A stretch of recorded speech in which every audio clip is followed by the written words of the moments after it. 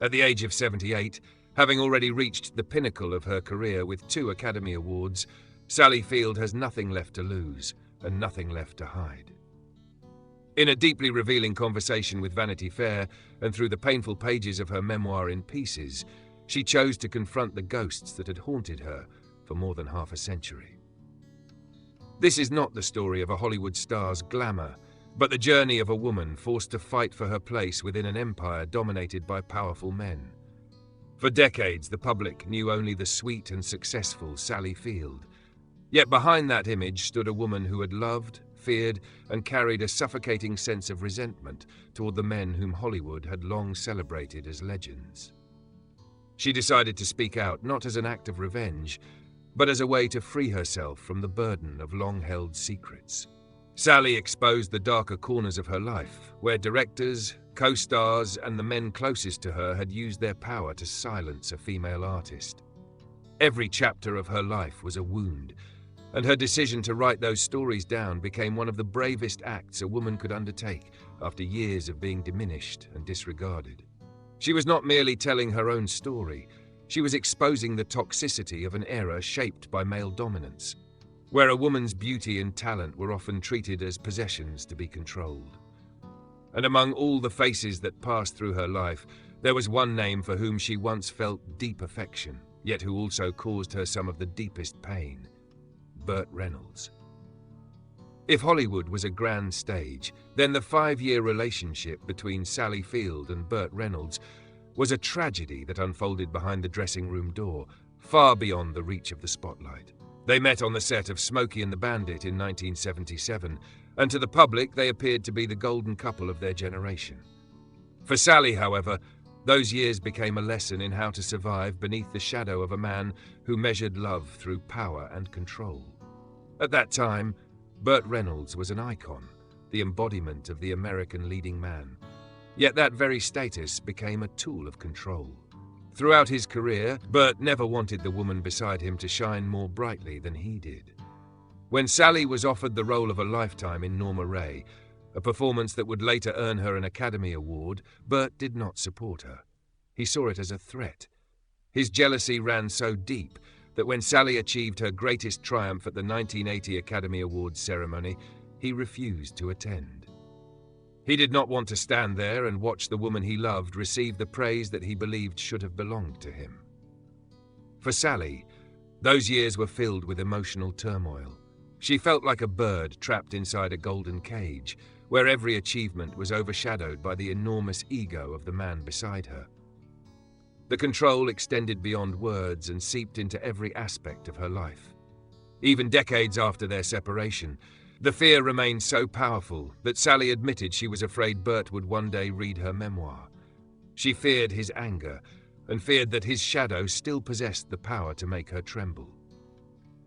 Yet it was through that pain that Sally ultimately found freedom. She acknowledged that Burt was not inherently a cruel man, but he was a man who was entirely wrong for her life. Their separation was not simply the end of a relationship. It was the moment she reclaimed the right to be herself, the right to succeed without apologizing to anyone. It was the most painful yet necessary lesson in how to protect one's spirit from the erosion caused by unhealthy love. After escaping Burt Reynolds' golden cage, Sally Field entered other harsh battlegrounds: film sets. There, she was not only fighting for roles, but also confronting men who carried authoritarian attitudes and believed they had the right to determine a woman's worth. One notable example was Tommy Lee Jones during the production of Back Roads in 1981. It was a period of such intense tension that whenever the cameras stopped rolling, the silence between them became almost unbearable. Jones was not merely a co-star, he was someone who constantly sought control, from altering Sally's lines without consultation to displaying an overbearing and domineering attitude. That behavior wore her down emotionally and left her in tears on more than one occasion, not because she was weak, but because she felt her talent and professional dignity were being undermined. Although Jones eventually approached her years later and offered an apology, for Sally, it was merely a belated closing chapter to a wound that had already left a permanent scar. If Tommy Lee Jones represented quiet tension, then director Herb Ross, on the set of Steel Magnolias, was an outright storm of fury. Ross was infamous for a level of perfectionism that bordered on cruelty, often using humiliation as a means of controlling actors. During those demanding days of filming, Sally, a two-time Academy Award winner, found herself acting as a shield. She stood between Ross's harsh treatment and younger cast members, particularly Julia Roberts, who was frequently subjected to severe criticism from him. The peak of that cruelty came when Ross forced Sally to perform an emotionally devastating crying scene 8 times in succession. He was not asking for a performance. He was demanding exhaustion. He wanted to witness genuine collapse on her face in order to satisfy his own directorial ambitions.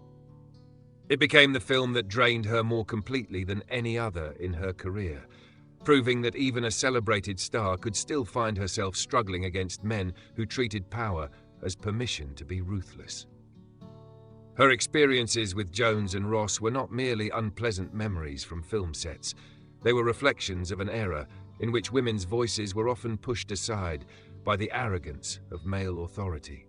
Sally Field refused to remain silent. She chose to confront those experiences directly, and it was ultimately that resilience that transformed her into an icon not only of cinema, but also of personal dignity. To understand why a talented and resilient woman like Sally Field sometimes found herself trapped in unhealthy relationships, we must travel much further back, to a childhood where the first fractures began to appear. There a shadow loomed large, a man celebrated as an American hero, Jock Mahoney. Jock Mahoney had once been the star who portrayed Tarzan, the embodiment of the ideal American man. Strong, masculine, and admired by the public. But for Sally, that heroic mask was the most frightening thing of all. Behind closed doors, hidden beneath the protection of his glamorous public image, Jock planted a terrifying silence throughout her childhood. It was not an explosive or obvious form of harm, but a lingering, persistent fear that forced the young Sally to live in a constant state of vigilance and apprehension. Those years of emotional damage inflicted by a powerful man within her own family left deep psychological scars, unintentionally drawing her toward men with strong, decisive personalities, men from whom she subconsciously sought protection, only to find herself trapped once again in cycles of control. Confronting Jock Mahoney in her memoir was not merely an act of revisiting the past. It was Sally Field's way of tearing away the mask of the hero she had been forced to worship for far too long. It was a journey toward reclaiming the abandoned child within herself, the child who had once learned that silence was necessary for survival. In the final chapter of her professional conflicts, Sally Field's clash with James Caan during the production of Kiss Me Goodbye, 1982, carried a different tone. It was the collision of two personalities that simply could not coexist. Sally Field had always been known for her discipline, professionalism, and meticulous attention to detail. James Caan, by contrast, approached his work with spontaneity, impulsiveness, and a lack of the careful preparation that Sally valued so highly. The vast difference in their working methods created an invisible yet formidable barrier between them.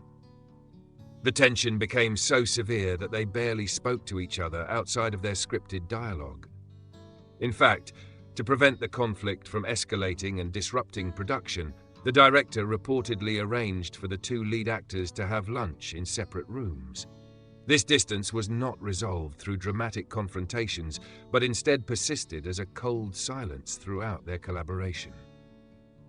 Yet when James Caan passed away in 2022, Sally chose to close that difficult chapter with grace. She offered her farewell as a respectful colleague, putting their old conflicts to rest without holding on to bitterness. In doing so, she demonstrated that even after being adversaries on set, she possessed the strength to move beyond resentment and preserve the dignity of a true artist. Looking back on the journey chronicled in her memoir In Pieces, one begins to understand that behind those two shining Academy Awards stood a woman who had spent her life fighting. She was not only battling challenging roles and demanding scripts, but also dismissals, hidden fears, and the men who had attempted to silence her voice. The power of the truth Sally Field revealed extends far beyond the pages of a controversial memoir. It is a powerful declaration, Fame has never been a shield that guarantees women's safety, but speaking out can become the weapon that helps them reclaim their freedom. Her story serves as a warning to future generations of artists about the true cost of glamour and success, and more importantly, it stands as a lesson in the value of standing up, naming those who caused harm, and ultimately saving one's own soul. Sally Field's story is a powerful testament to the strength of a woman confronting the outdated power structures of Hollywood. Do you believe this journey has succeeded in illuminating the message she hoped to convey?